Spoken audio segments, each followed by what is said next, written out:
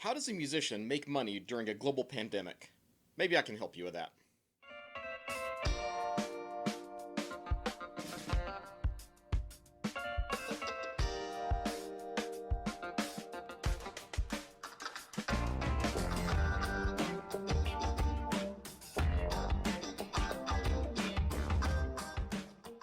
This is a very strange time for performing musicians.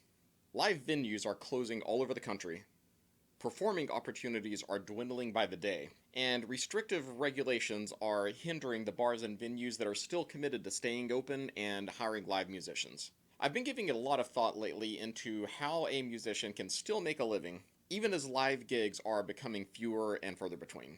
Here are 7 ways you can still make money as a musician without performing live. Number 1, teaching. The most obvious choice is probably teaching, and there are a couple of different routes that you can go with this. First, if you have the space, you can go into business for yourself and begin teaching private lessons out of your own home studio. Or you can do what I do and teach lessons out of a private music school, such as Mason Music here in Birmingham, Alabama. If you choose to teach for a private music school, they will take a portion of your students' fees. But on the flip side, they will give you a space to teach in, and they also take care of recruitment, advertising, billing, and collection, and pretty much anything else that has to be taken care of behind the scenes. You, on the other hand, just have to worry about showing up and teaching, and in my opinion, that is well worth the trade-off. Another option is to teach lessons at a public or private high school or middle school. In addition to my private lessons at Mason Music, I also work with a local area public high school and middle school band program. If you decide to go this route, you generally want to be well versed in a school band instrument, such as a traditional woodwind or brass or percussion instrument. My duties with the school band program that I work with, including teaching a percussion class at the middle school and high school, where we work on scales, reading rhythms, sight reading music on a variety of different percussion instruments, such as snare drum, bass drum, as well as mallet percussion like xylophone, vibraphone, and marimba. And I also run a chamber percussion ensemble, and I work as the caption head for the high school drumline during the marching band season. Many schools also look for temporary help during the band camp months, which is typically around the end of summer, around July and August. So if you have experience with marching band, you might want to look for temporary work for band camp, where you can work as a marching tech, helping them out on the marching band field, or maybe running sectionals for the woodwind, brass, or percussion section. I also have friends that work independently for school systems teaching private lessons. So they will go to the school during the band class or sometimes before or after school just to teach private lessons to students. When looking for teaching jobs, it helps to be creative.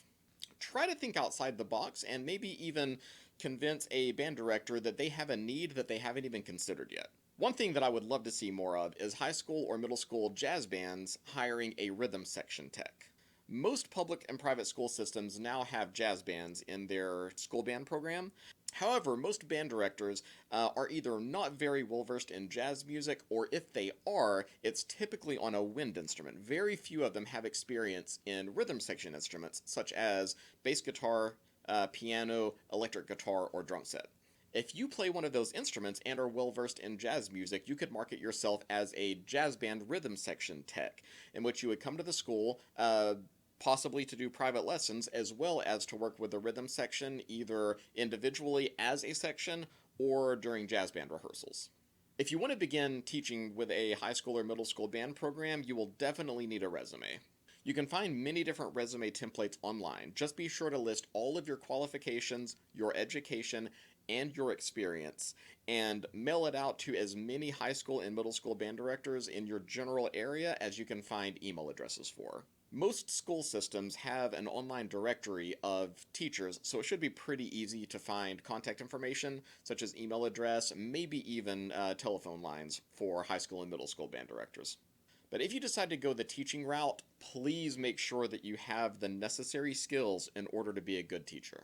You should be well versed in a variety of different musical styles on your instrument. You should also know how to read music, you should be able to count music, and you should have reached a very high degree of technical ability on your instrument. Also helpful are good communication skills and a lot of patience. Number 2 is Patreon. If you aren't familiar with Patreon, it's a website that lets you set up your own subscription-based service. Essentially, you offer periodic content, and your supporters, or patrons as they're called on this website, pay you a monthly fee for either access to your content releases or perhaps extra perks that aren't available to non paying people. Many podcasts and YouTube personalities, as well as a wide range of other types of creative professionals, use Patreon as part or all of their monetization strategy. Many musicians have had great success with this model as well. If you decide to start a Patreon campaign, begin by doing your research. Browse through the website and see what other musicians on the platform are doing. Try to find out both what is successful and what isn't successful, and use the knowledge gained from that in order to form your own Patreon campaign. Here is one example of a way that you might use Patreon. Let's say that you are a singer-songwriter. You write and record your own songs and release them on Patreon at a rate of one song per week. For the price of just $1 per month, your patrons can download a low-quality, low-bitrate MP3 of each new song as it's released. For $3 per month, you might offer it to your patrons a week earlier or 2 weeks earlier than just the $1 patrons receive it, and maybe a slightly higher quality file. For $5 per month, you might allow them an even higher quality, maybe a WAV file of each new release, plus a video recording of the song, and you will give them access to your Patreon lens, which is kind of like Snapchat, but it exists only for Patreon. For $10 per month, you might offer each new release in a very high quality, lossless format, such as OGG Vorbis or FLAC. Also, every month, you could send them a small merch package, including maybe just a handful of stickers and one or two premium items, such as a koozie or a keychain. This is just one very quick suggestion. Like I said before, do your research, look at other Patreon campaigns, find out what other people that are doing that works, and shamelessly steal all of their ideas. Number 3, live streaming video content. I've seen a lot of friends and colleagues have a fair amount of success doing this. Most of them do this via either Facebook Live or through Instagram Live video, as that's where the majority of their fan bases lie. If you decide to go this route, just set up your band or your acoustic duo, trio, solo, whatever it is you like to do, set up like you normally would, and simply perform for a camera and live stream it over your live stream platform of choice. Before you set up your live stream, be sure to set up a way that people can easily tip you using a cash transfer app such as PayPal, Cash App, or Venmo. This works best if you have a very large catalog of songs that you can pull from, or if you can read chord charts off the fly, as people will be more apt to tip you if you're able to take requests. Another live streaming option that I don't see nearly enough musicians utilizing is Twitch.tv. You may be familiar with Twitch.tv as a platform for live streaming video games, but they also have channels for podcasting, for cooking. They have a channel called Just Chatting and something called Social Eating, which I really don't get, but to each their own, I suppose. Anyway, the one that is relevant to our situation is the music channel. Right now, the music channel seems to be largely dominated by DJs. However, there are a fair amount of guitarists, singers, singer-songwriters, and even some drummers that I've seen that get on there pretty regularly. There are a couple of different ways that I think you can utilize this. One is to treat it just like Facebook Live or Instagram Live. Set up, do your live stream, perform as you normally would, and give people a way to easily tip you. One of the benefits of Twitch is something called the Partner Program. I'll preface this by saying that this one is more of a long-term strategy, but I think could be a viable option for some people if you're willing to put in the time and effort. If you maintain certain requirements, such as a minimum viewership, if you stream a certain number of hours per week, as well as some other requirements, you're able to place advertisements on your channel. You can also have people subscribe to your channel, and you will receive a share of that revenue. The subscribers that pay to subscribe to your channel will also get to watch your channel ad-free. Also, if you're a member of the Twitch Partner Program, people can tip you directly from the Twitch interface. Right now, there are people on Twitch.tv that are professional gamers that make literally millions of dollars per year playing games such as Fortnite, PlayerUnknown's Battlegrounds, and Call of Duty. I would love to see this become more of a viable option for musicians, and I would love to see the first musician make a 6- or 7-figure income just from streaming music on Twitch. Number 4, writing music. Again, there are a couple of different ways that you can go with this depending upon your individual skill set. First is transcribing and engraving. Admittedly, I don't know a whole lot about these scenes, but I'll go ahead and give you a broad overview. You may be interested in researching this on your own if this sounds interesting to you. There are times that a music writer or a band leader might need fully written charts, but perhaps either doesn't have the skill or doesn't have the time in order to write full band charts themselves. If you have skill with a music notation software such as Finale or Sibelius, you can transcribe and write out parts for the individual instruments in this particular band, so they'll have the music that they need to hand out to their musicians, or perhaps they might need it for another purpose, such as copywriting purposes or for publication. Another option is writing and selling your own arrangements. As I'm recording this video, school band programs all over the country are starting to get geared up for their fall marching band season. Many band directors rely on local writers and arrangers in order to supply music both for the marching band halftime show, as well as for music to play in the stands while the players are on the field or during a timeout. If you're able to write marching band or pep band arrangements, you might want to try reaching out to local band directors and see if they might want to commission an arrangement. Or you could pre-write arrangements and possibly sell them through a publishing house, such as J.W. Pepper. And finally, another option that is also woefully underutilized is to sell stock audio. Most of us are probably familiar with the idea of stock photos, in which photographers will take photos and then offer them online through a website service to be licensed and used for advertisements, usually, or any variety of different purposes. Similarly, there are companies that deal in stock audio. Stock audio can take the form of anything from a short drum loop or an acoustic guitar progression all the way up to full orchestral arrangements or rock or pop songs. Stock audio is generally licensed for a fee of anywhere from $1 to $2 for a short drum loop or a chord progression, up to as much as $50 or $60 for a full arrangement. And that license fee gets paid every single time a different person licenses that file. So if you do a full arrangement that's licensed for $50, and if 10 different people license that, then that is $500 that goes to you. There are many different websites and services that deal in stock audio, and a full takedown of that whole scene is a little bit beyond the scope of this video. But I recommend just doing a quick Google search for different websites. Look into their terms and conditions. Each one has their own benefits and drawbacks, but try to find people that have worked with them before and can offer reviews. And just look for the ones that have the least restrictive licensing requirements for you as a musician, as well as the ones that pay the most, and go from there. If you're interested in a fuller discussion on this topic, let me know in the comments below, and I'll look into researching that, and I may do a full video on the stock audio scene in the future. Number 5 is studio work. Even though the live music scene is struggling right now, there are still some recording studios that are thriving. You can contact local recording studios to see if they would be willing to add you to their roster of studio or session musicians. If you go this route, be sure to have some high-quality recordings of your playing ready to show them.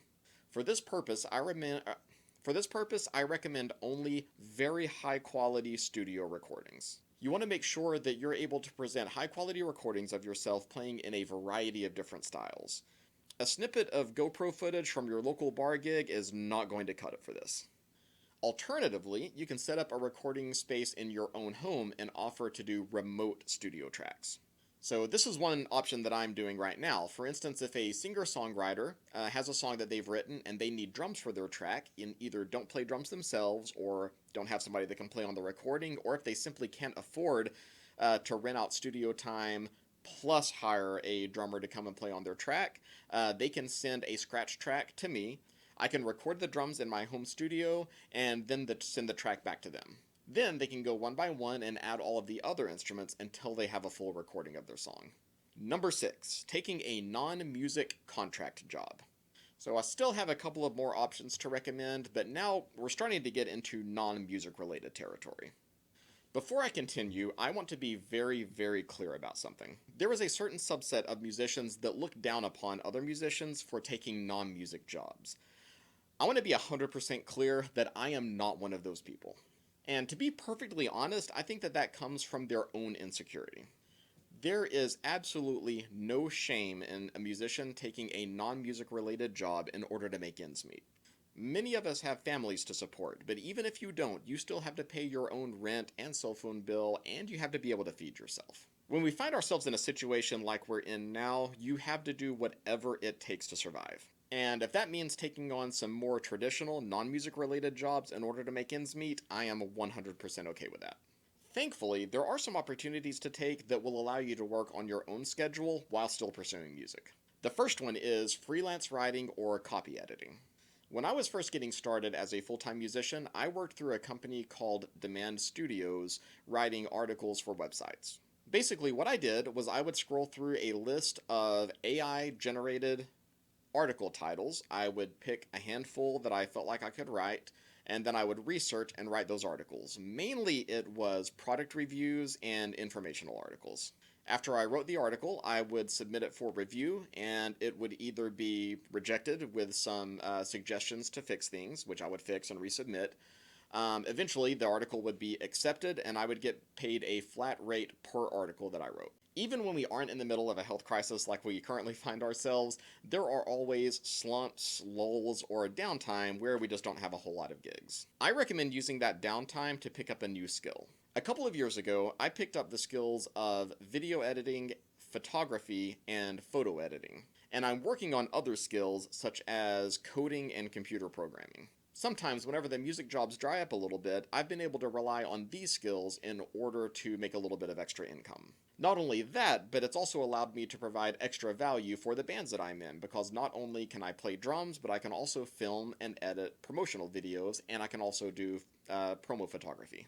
If you want to pick up one of these skills, classes are definitely cheap. You can find a lot of basic and even some not so basic information for free on YouTube. There are also different places to get online courses, such as through udemy.com. I've done several courses through them and have been highly satisfied with all of them. And that brings me to my last suggestion. Number 7, get a day job. So this last recommendation is something of a last resort, but there are times when you have to bite the bullet and get a traditional day job. Getting a day job does not mean that you have to give up on music. It just means that you have bills to pay. And again, music work might be a little slow right now, so you can always get something temporary and go back to doing music full time in a few months. And thankfully, there are even plenty of traditional in-person day jobs that will allow you to keep your musician schedule. You can keep working on music and maybe not even work long term, just do a temporary job.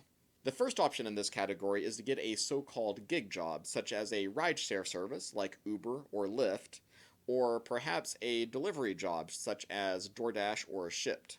These jobs generally pay pretty decently, and you can work on your own schedule. You can even get hired for one of these jobs, work it for a few weeks, not work at all for several months, and then if you just need the extra money, you can come back and pick it right back up just like you never left. I will say, though, be careful about these jobs as they generally pay you as a contractor, which means they don't take taxes out of your paycheck. If that's the case, you'll be responsible for your tax burden that they paid you at the end of the year. Now, if you're a musician, you're probably already pretty familiar with this, but just in case you aren't, be sure you speak to a tax professional just so you know what you're getting into. And the final option that I'll recommend is to get a seasonal retail job. Most people know that a lot of retail chains hire seasonal help around the holidays, but there are also other times of the year that very specific retail jobs hire extra people. One of those is hardware stores. Hardware stores generally hire seasonal help around the spring flower season, and sometimes will keep them all summer long. So a lot of people just have summer jobs at hardware stores where they just work for the summer season and then lay it down and pick something else back up during the rest of the year. Another big time is back to school season, especially for clothing stores, and especially when they cater towards middle school and high school aged children. So if that's something you want to look into, just keep an eye out around the mall and around department stores and hardware stores and just see what seasonal opportunities they have. You always want to be upfront with them. Let them know during a job interview that you're a musician, that you might just be doing this, for a little while just until work picks back up again, and seasonal employment is the perfect way to do that. And that about covers everything. But when you're looking for work, don't forget to be creative. Try to come up with your own opportunities and maybe even corner a market that doesn't exist yet. And don't be afraid to get your hands dirty if you need to. If you like this video, don't forget to like, share, and subscribe, and hit that notification bell so you'll be notified every time I come out with a new video. And if you can think of any suggestions for ways that a musician can work without performing live that I didn't cover here, be sure to mention it in the comments below. Or if you would like me to cover any of these topics in more depth, leave me a comment as well, and I'll see about doing a full video expanding on some of them. Take care, and I'll see you in the next one.